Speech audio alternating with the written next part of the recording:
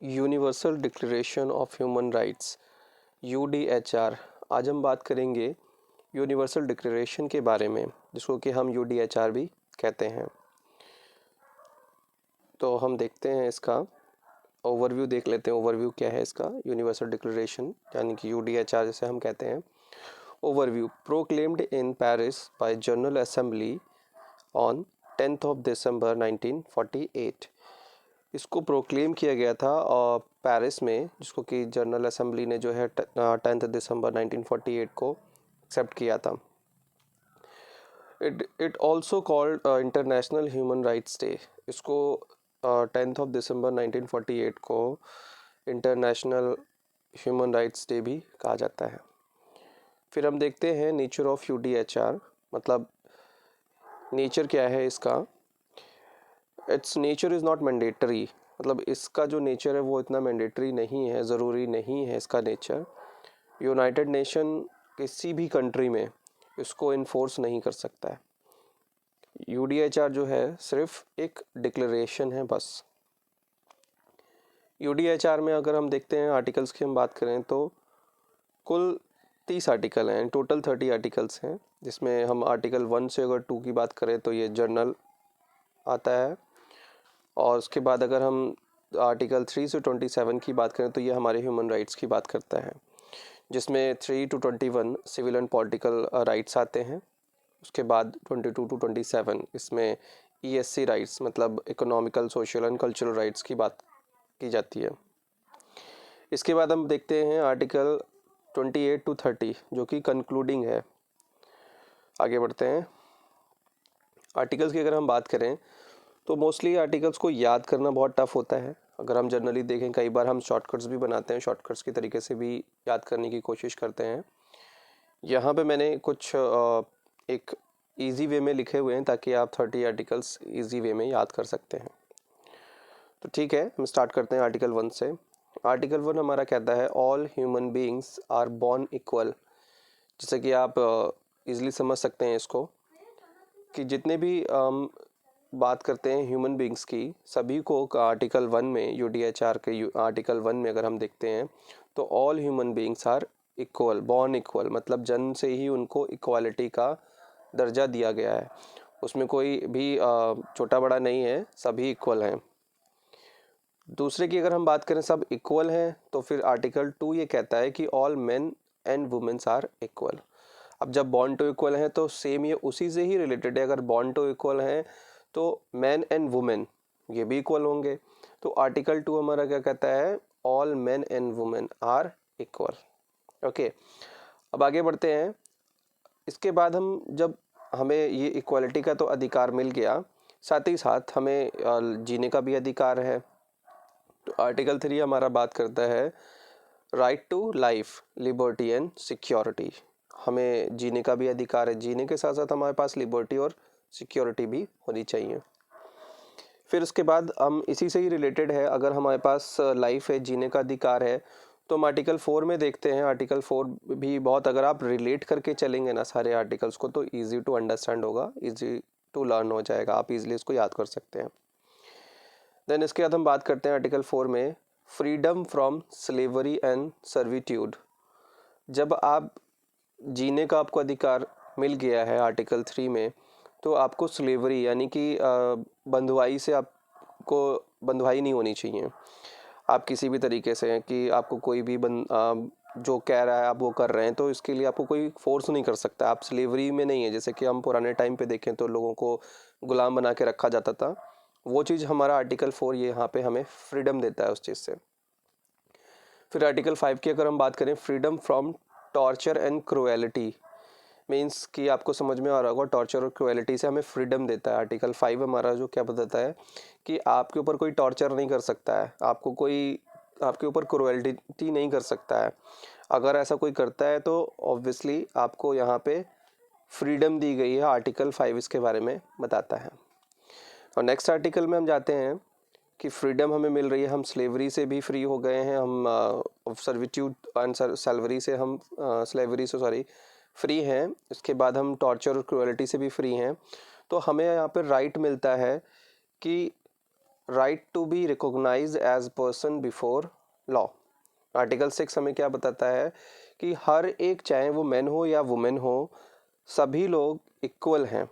उसको लॉ की नज़र में सबको जो है उसको इक्वलिटी देखा जाएगा, सभी एक पर्सन की तरीके से देखे जाएंगे। उसको ऐसा नहीं देखा जाएगा सभी एक पर्सन है, चाहे वो इंडिया का हो या बाहर का हो, कहीं का भी हो, उसको एज अ पर्सन ही रिकॉग्नाइज किया जाएगा। अब पर्सन है तो सेम वही चीज़ यहाँ पे 7 में भी बोली जा रही है कि right to equality of before law. मतलब जैसा कि मैंने अभी ऊपर वाले में बोल दिया था, वही सेम चीज़ यहाँ पे भी है, right to equality of before law. मतलब लॉ की नज़र में हर एक व्यक्ति, चाहे वो मैन हो या वुमेन हो, आदमी हो या औरत हो, दोनों को इक्वालिटी का राइट है। उसके बाद जब इक्वालिटी आती है तो जाहिर सी बात है उसको हमें आर्टिकल 8 में हम देखते हैं कि राइट टू जस्टिस रेमेडी, मतलब उसको जस्टिस के लिए भी अपना अधिकार है कि वो अपनी जस्टिस के लिए भी अप्लाई कर सकता है, अपील कर सकता है।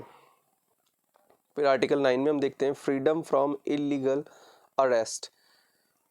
अब आपको जब जस्टिस लेने का अधिकार है तो कई बार आप देखते हैं कि आप जिन्हें जानकारी नहीं होती है, कई बार देखा जाता है तो उनको अरेस्ट कर लिया जाता है।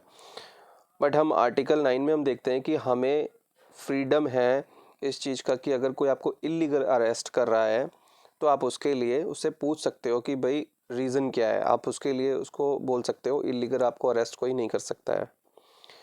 फिर अगर अरेस्ट हो जाता है तो आर्टिकल 10 में आपको राइट टू फेयर ट्रायल का भी राइट यहाँ पे दिया गया है। उसके बाद ये तो हो गए 1 to 10 आर्टिकल्स, हमने इससे पहले देख लिए, जो कि इसका भी हम फिर से रिवीजन एक बार कर लेंगे ताकि आपको आसानी से याद हो जाए। हम अब आर्टिकल 11 to 20 देखेंगे जो कि बहुत इजी है। यूडीएचआर में आर्टिकल 11 कहता है presumption of innocence till proven guilty under law. मतलब अगर कोई व्यक्ति, जब तक उसका हम कह सकते हैं उसको, जब तक वो गिल्टी नहीं माना जाएगा, जब तक उसका कसूर साबित नहीं होता है, जब तक वो उसके ऊपर जो लगाए गए एलिगेशंस हैं, जो आरोप हैं, वो सिद्ध नहीं हो जाते हैं, प्रूव नहीं होते, तब तक वो लॉ की नज़र में एक इनोसेंट ही माना जाएगा, जब तक वो चीज़ प्रूव नहीं हो जाती है। तो आर्टिकल 11 हम उसे इस चीज़ का राइट देता है कि जब तक उसके ऊपर लगे गए एलिगेशंस, आरोप जो हैं साबित नहीं होते हैं, प्रूव नहीं होते हैं, जब तक वो ही इज़ इनोसेंस, उसको इनोसेंस माना जाएगा। फिर आर्टिकल 12 में हम देखते हैं right to privacy, family and home.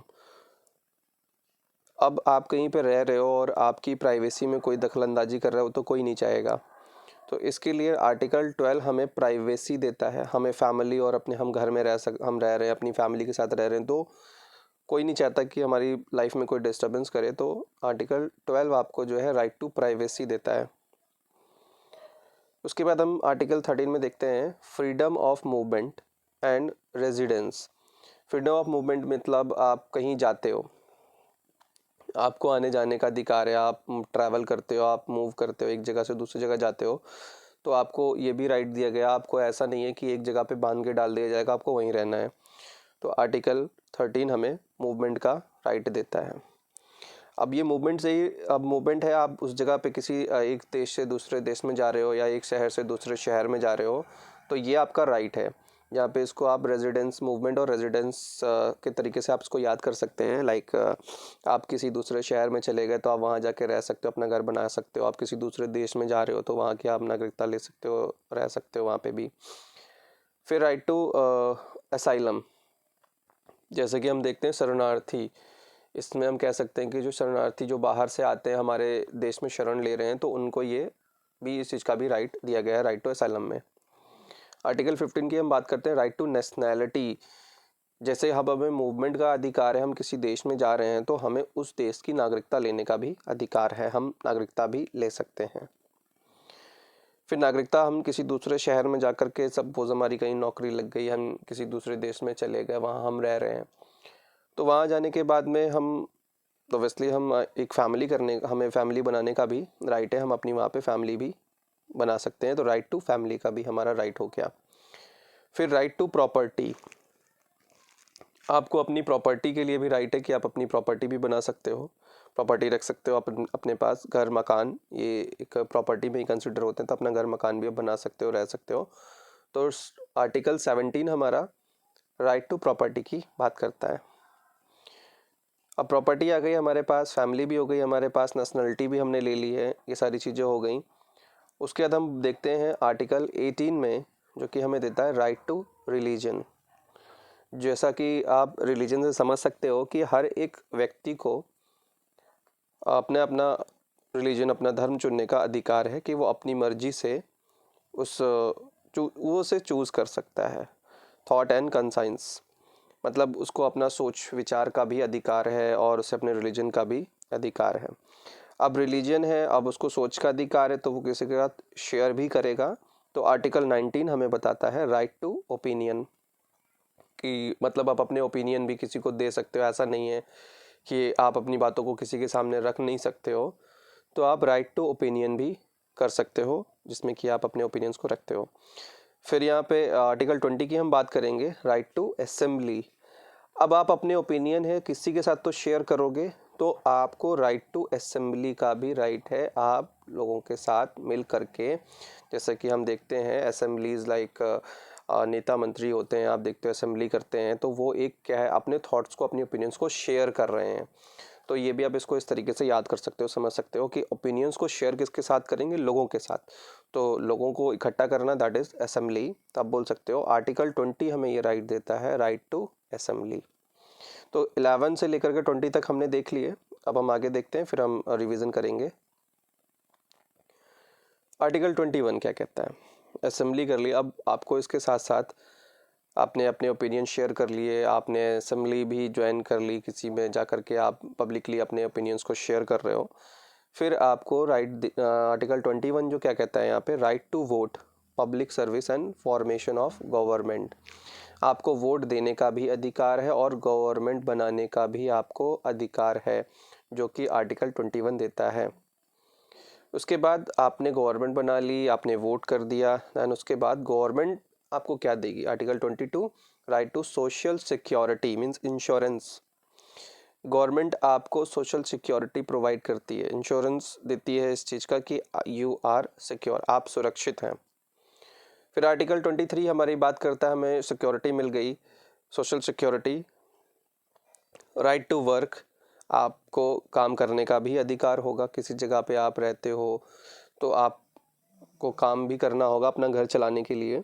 तो इसके लिए आर्टिकल 23 जो है आपको यहाँ पे देता है राइट टू वर्क। अब काम करोगे तो आपको सैलरी लेने का भी राइट है, तो राइट टू सैलरी, वर्क करेंगे तो सैलरी भी आपको लेने का अधिकार है। और नहीं मिल रही है तो उस जगह पे अपनी बातों को रखने के लिए आपको यूनियन बनाने का भी राइट है। तो right to work, salary and from union. अब काम कर रहे हैं तो छुट्टी भी चाहिए होगी ऑब्वियसली। तो 24 आर्टिकल 24 आपको क्या कहता है, राइट टू लीव। भाई काम कर रहे हैं तो काम ही नहीं करते रहेंगे हम, हमें आराम भी चाहिए होता है, तो हमें राइट टू लीव का भी राइट है, जिसमें हम छुट्टी ले सकते हैं। आर्टिकल 25 में हम देखते हैं right to public assistance in certain cases.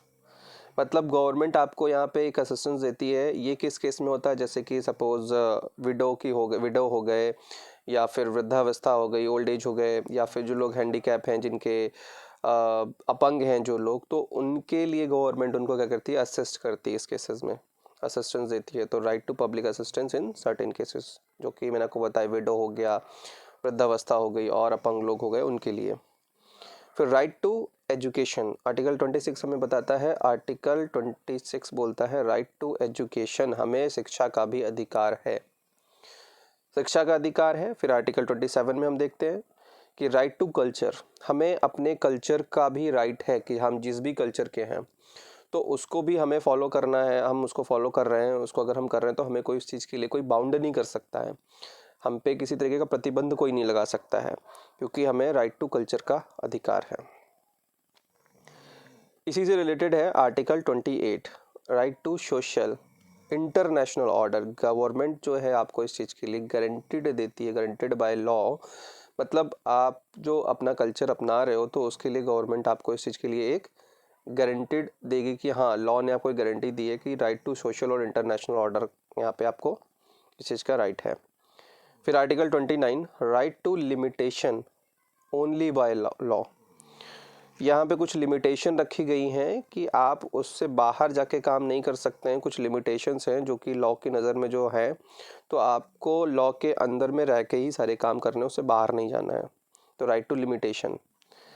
आखिरी है article 30, right not be derogated by anybody, मतलब जो लॉ है उसको कोई भी तोड़ेगा नहीं। जैसे कि कई बार ऐसा होता है जब इमरजेंसी के टाइम पे आप देख सकते हो उसको कोई मिसयूज़ नहीं कर सकता। कुछ लॉ लगाए गए हैं तो आप उसको अपने पर्सनल यूज़ के लिए उसको मिसयूज़ नहीं करेंगे, उसको तोड़ेंगे नहीं, आप डेरोगेट कोई भी नहीं कर सकता है। तो ये right not be derogated by anybody, जो लॉ है उनको कोई भी अपने पर्सनल यूज़ के लिए उसको कोई भी तोड़ेगा नहीं। तो ये हमने आर्टिकल 1 to 30 देखे। एक बार जल्दी से हम रिकैप कर लेते हैं।